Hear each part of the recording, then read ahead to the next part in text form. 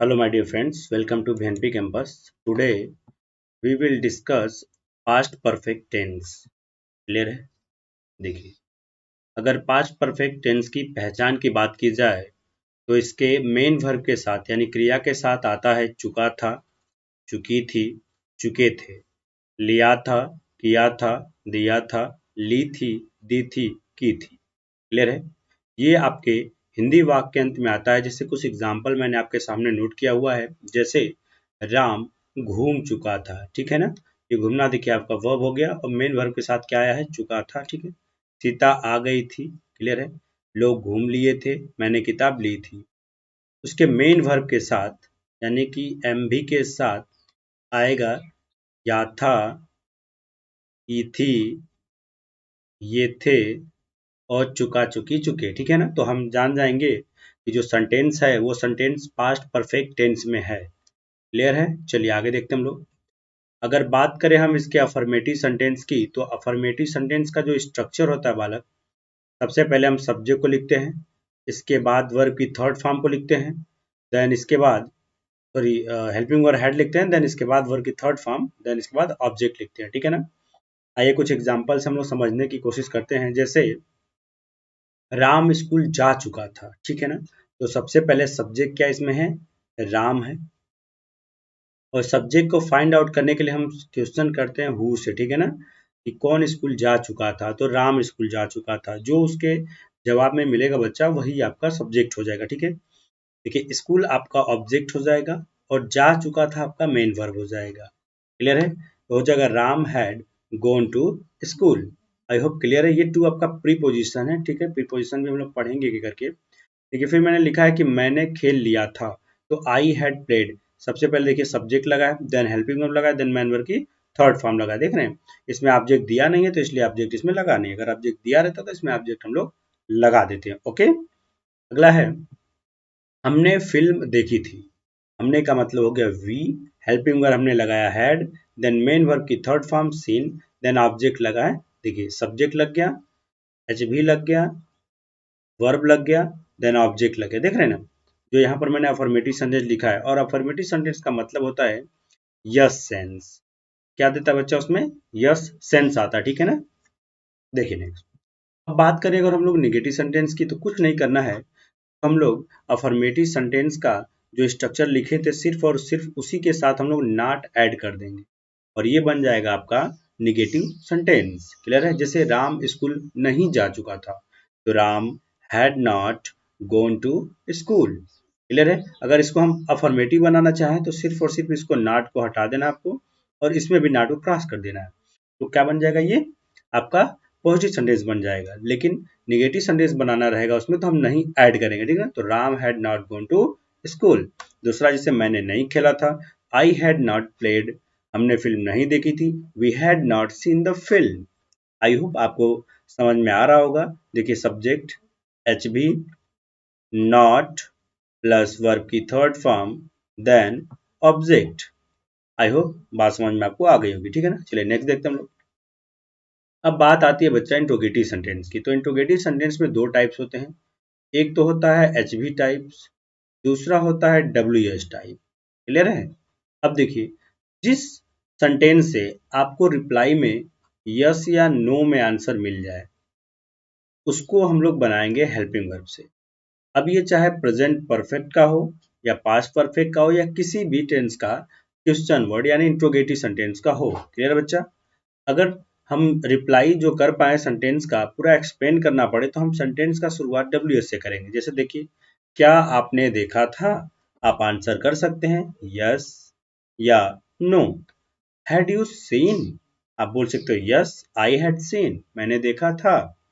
तो देखिए यहाँ पर रिप्लाई आप कर सकते हैं यस या नो में। इसलिए सेंटेंस की शुरुआत जो हुई है वो हेल्पिंग वर्ब से हुई है।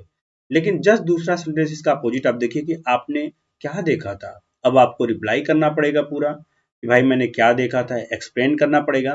तब हम क्या की सबसे पहले अंग्रेजी लिख लेते हैं और क्या की इंग्लिश जो होती है वो होती है व्हाट। क्लियर है?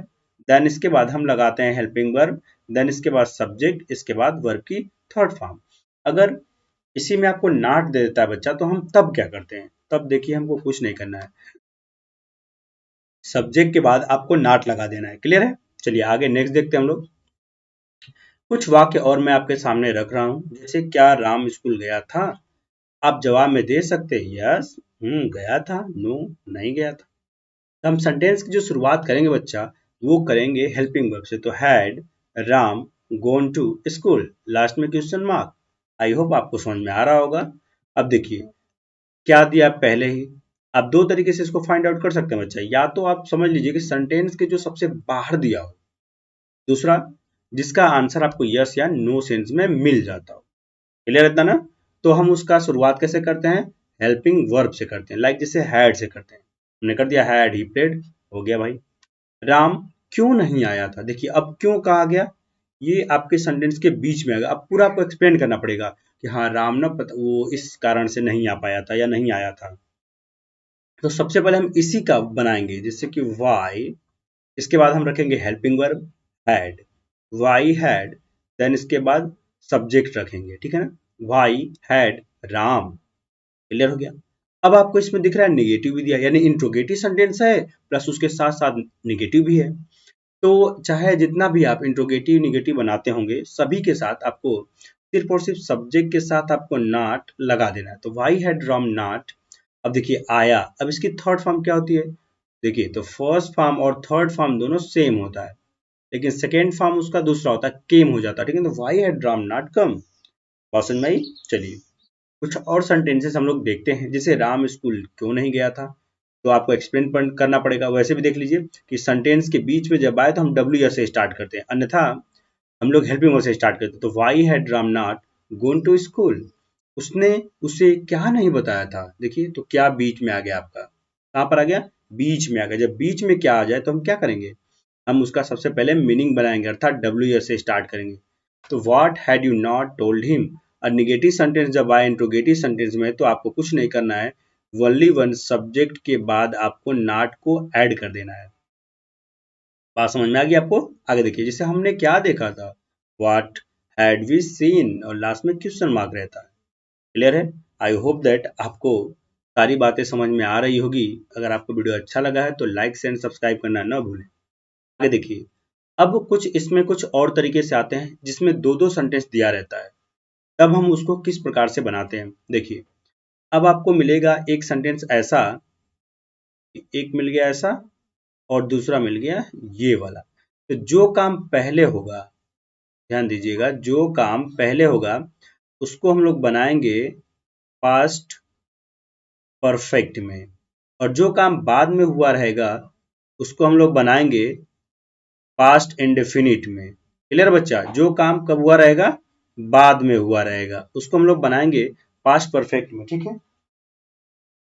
चलिए आगे देखते हैं हम लोग। अब एक मिनट वाला देखिए, जैसे कि कह रहा है कि पहले काम देखते हैं इसमें, जैसे वर्षा होने से पहले फसल बर्बाद हो चुके थे, यानी अभी वर्षा हुई नहीं थी कि फसल आपके बर्बाद हो चुके थे। अर्थात ये वाला जो काम है बच्चा, फसल बर्बाद हो चुके थे, ये काम आपका पहले हुआ है।